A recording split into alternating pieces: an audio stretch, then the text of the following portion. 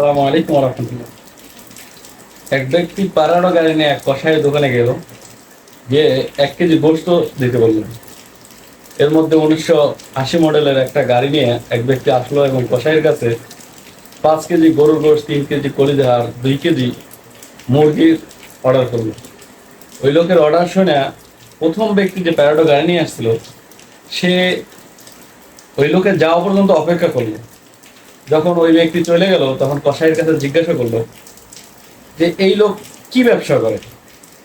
কসাই বলল যে এই লোক কোনো ব্যবসাই করে না, সে 3জন ধনী বিধবা মহিলাকে বিয়ে করছে, যাদের স্বামীরা অনেক সম্পত্তি রেখা তাকে মারা গেছে, এবং পরে সে এই ধনী লোকদের সম্পদগুলো সে এখন খরচ করতেছে।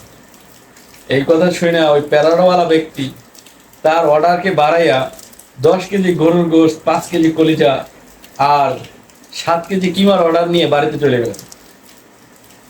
বহু তার বিবি যখন দেখলো, কি ব্যাপার, তুমি আজকে এত বাজার নিয়ে আসছো, তুমি কি মহল্লায় দাওয়াত বন্টন করছো, কাউকে দাওয়াত দিছো যে আসবে?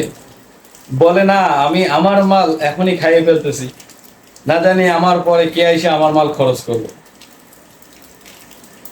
এর মানে হলো যে মহল্লায় অনেক লোক আছে যারা কৃপণতা করে মাল তো কামাই করে, কিন্তু হায়াতের কমির কারণে সে তার মালকে খরচ করে যেতে পারে না, তার মাল অন্য কেউ এসে খরচ করে নেয়।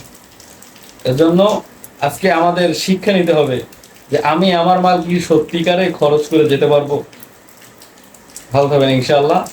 আর যদি ভালো লাগে একটা শেয়ার দিয়ে দেবেন। এই শিক্ষণীয় ঘটনা থেকে মানুষ যাতে নিজের শিক্ষা নিয়ে আগে বাড়তে পারে। আসসালামু আলাইকুম ওয়া রাহমাতুল্লাহ।